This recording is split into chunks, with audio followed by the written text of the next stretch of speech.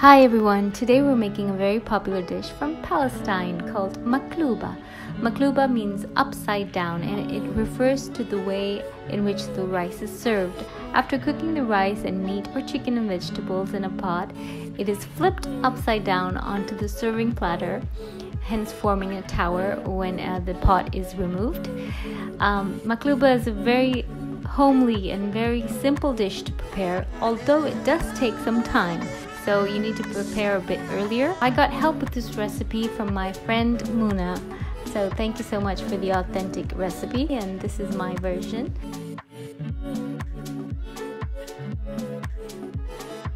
So the first step is to marinate the chicken. I have 1 kilogram of chicken pieces here with skin. Leaving the skin on keeps the chicken more moist and flavorful. Although it is a personal choice, I prefer leaving the chicken skin on in this recipe. To this we're going to add 1 tablespoon of ground coriander, half a teaspoon of black pepper powder, half teaspoon of ground turmeric, and 2 tablespoons of ground ginger and garlic. That's fresh ginger and garlic ground to a paste. 2 tablespoons of that, and we're just going to marinate the chicken. So I did pat dry the chicken before I added the marinating ingredients. We're going to set this aside for 1 hour. And we're also going to wash and soak the rice. For Maqluba, we're going to use short grain rice. I'm using 4 cups of rice, and I'm going to rinse it really well till the water runs clear, and then we're going to soak it in water for 30 minutes. Meanwhile, we can prepare a special spice mix for the Maqluba. So here I have half a teaspoon of ground turmeric again, 1 teaspoon of ground cinnamon, a 1/4 teaspoon of ground clove, half a teaspoon of ground allspice, half a teaspoon of ground cumin, a half a teaspoon of ground coriander, a 1/4 teaspoon of black pepper powder, and a 1/4 teaspoon of ground green cardamom. Now if you don't have green cardamom powder, you can use a half a teaspoon, just the seeds. Mix this well till it's really nicely incorporated, and we have our special Maqluba spice mix.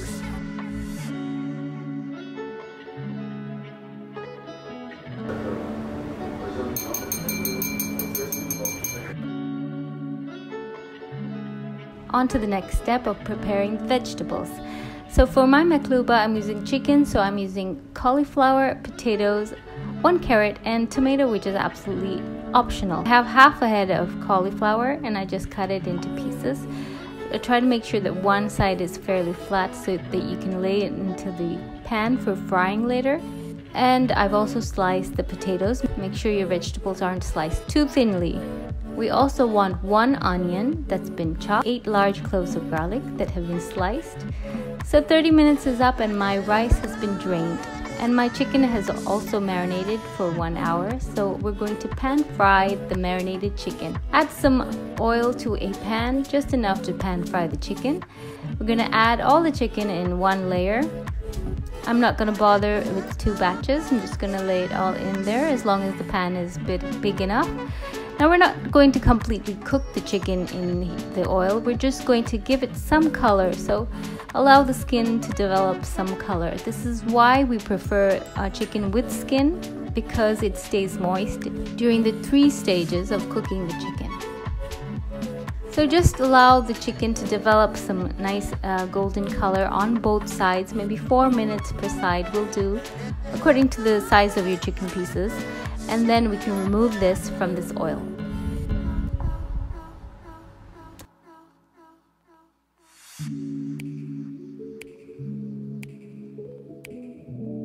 If some pieces haven't developed enough color, just flip it over once more.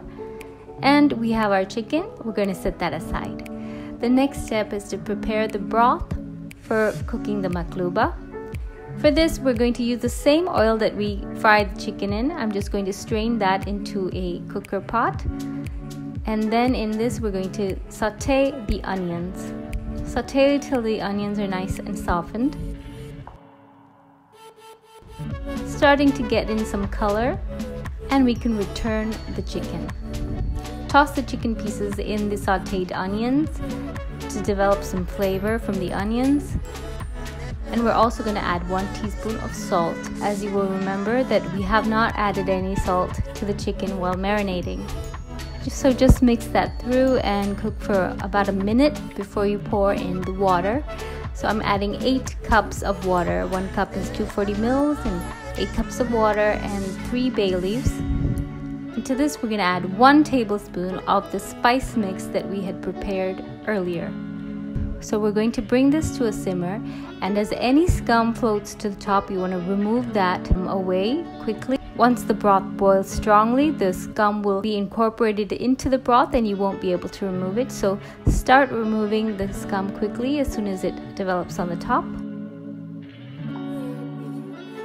And now, since it's come to a boil, we're going to reduce the heat, cover the pot, and simmer for 20 minutes on a low to medium heat. In this time, we can fry our vegetables. Add a generous amount of oil to the same pan we used earlier, wiped clean. And first, we're going to fry our garlic slices. This helps to flavor the oil. Just allow the garlic slices to go golden and quickly remove them from the oil.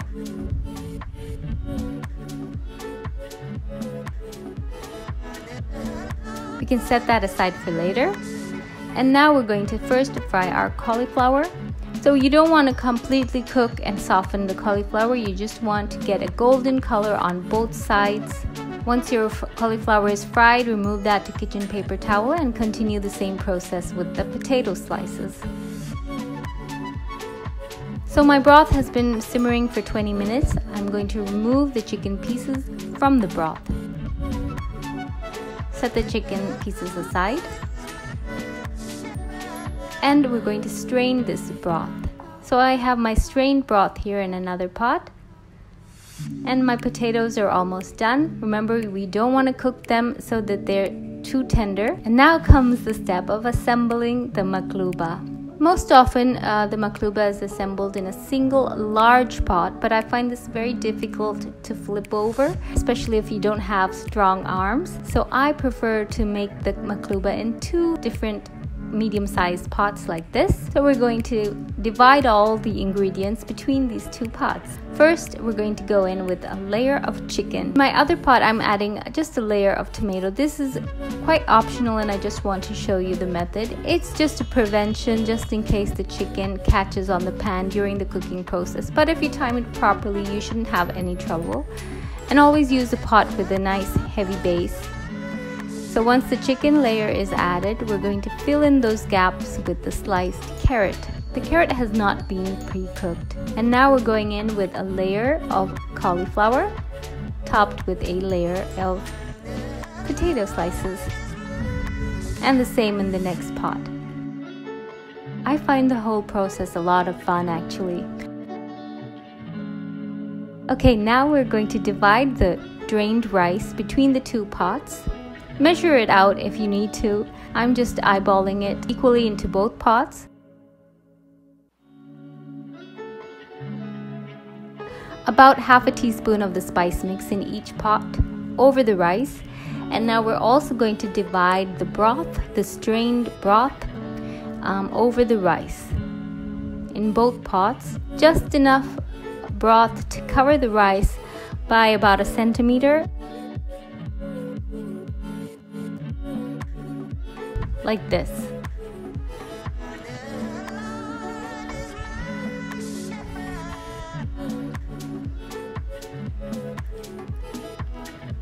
So we're doing the same in the next pot. You could have actually added the salt before you added the broth, but I forgot to do so. It's okay. Doesn't matter. So, we're just adding 1 3/4 teaspoon of salt to each of the pots.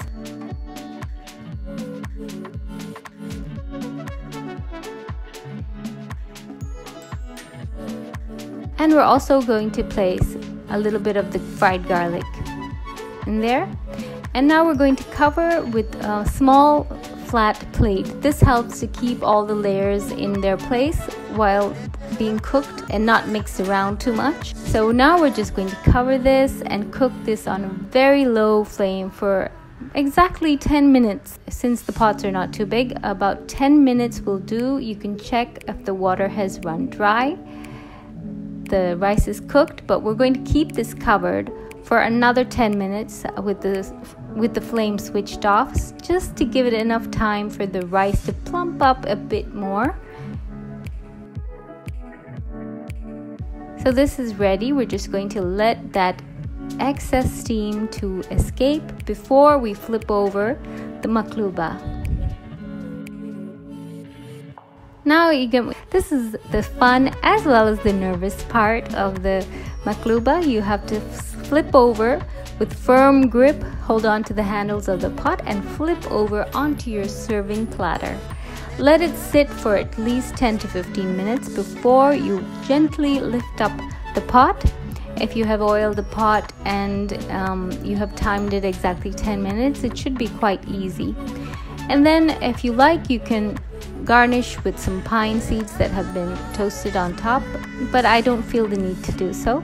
Serve this with a nice cold cucumber and tomato yogurt salad, and it's a perfect lunch or dinner. How do you like the maqlooba, or the upside down rice from Palestine? I hope you enjoyed this video recipe. Thank you so much for watching. Bye.